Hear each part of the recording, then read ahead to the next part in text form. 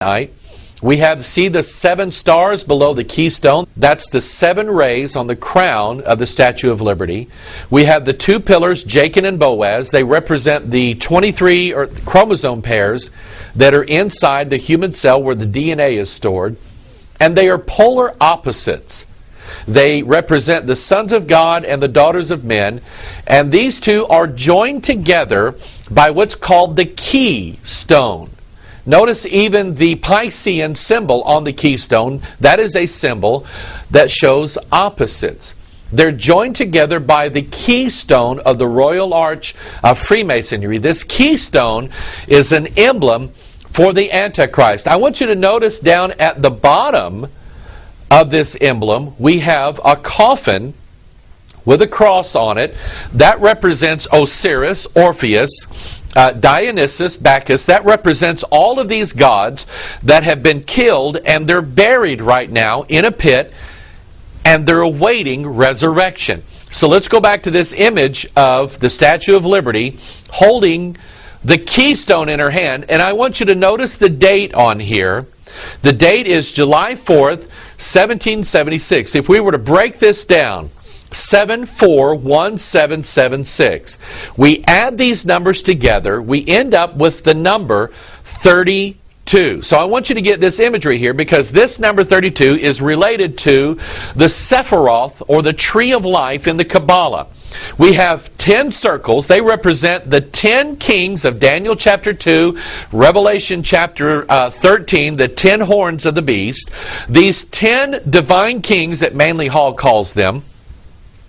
And we have 22 paths. That represents the 22 Hebrew letters, but really what it represents is the 22 amino acids that are formed in the genetic code of mankind. So we have the numbers 22 and 10 added together, and here in Daniel chapter 7 verse 24, the Bible says, "And the 10 horns out of this kingdom are the 10 kings that shall arise, and another shall arise after them." So these 10 kings are the 10 toes in Nebuchadnezzar's vision in Daniel chapter 2, and they're part of iron and part of clay, and they are mingled together, and Daniel said, this kingdom, these 10 gods, shall mingle themselves with the seed, or with the DNA of men. So when we look at this image of the Sephiroth, that's what we have. We have the fourth kingdom of Daniel mingled with the 22 amino acids of man's DNA that makes mankind a god. That's what the number 32 means. But we're not done.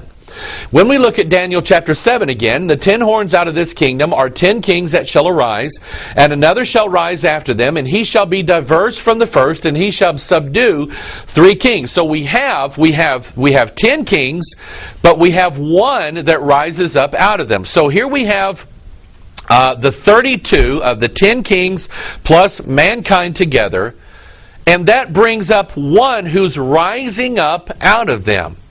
That gives us 32. Let me show you the imagery again of this tablet. We have the encoded number 32, but we also have the keystone itself. I want to show you this in the scriptures. This is characterized by Ben-Hadad, the king of Syria, who gathered all of his hosts together, and there were 32 kings with him.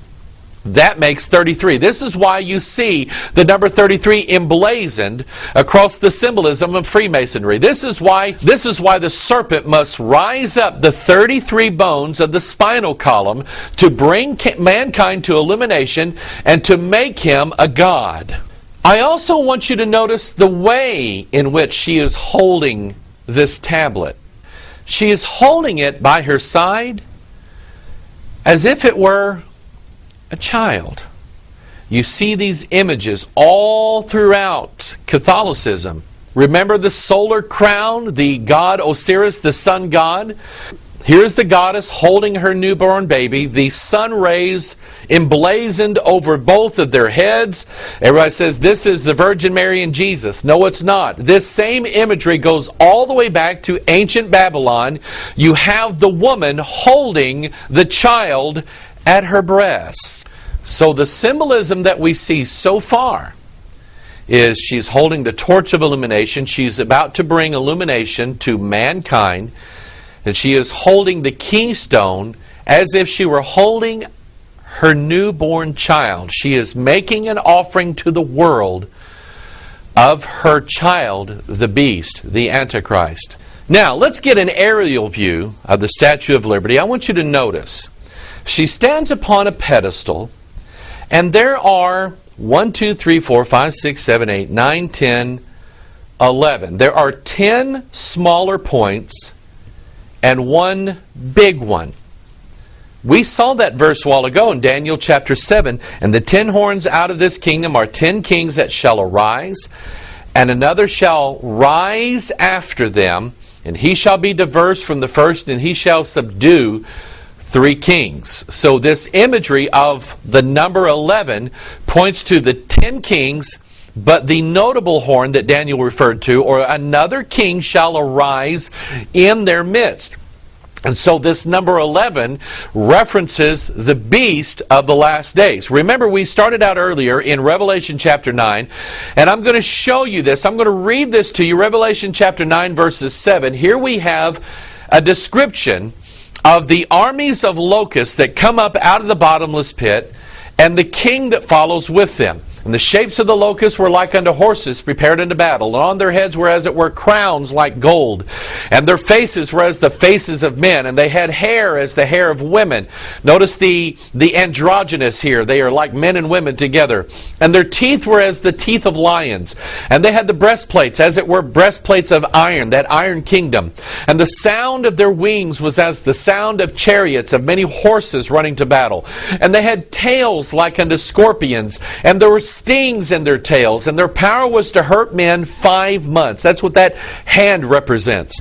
And they had a king over them, which is the angel of the bottomless pit, whose name in the Hebrew tongue is Abaddon, but in the Greek tongue hath his name Apollyon. Now I'm going to break this down for you. Now I'm going to show you what the symbolism behind this number 11 really represents. Here's the description now, broken down, of these locust devils. Number 1, they had the shapes of the locust. Number 2, and on their heads were like crown of gold. 3, their faces were the faces of men. 4, they had the hair of women. 5, their teeth was like the teeth of lions. 6, they had breastplates. 7, the sound of their wings was like the sound of chariots. 8, they had tails like unto scorpions. 9, there were stings in their tails. 10, their power was to hurt men 5 months. And number 11, they had a king over them. His number is the number 11. Think of 9/11. Think of the Statue of Liberty weeping over the broken columns.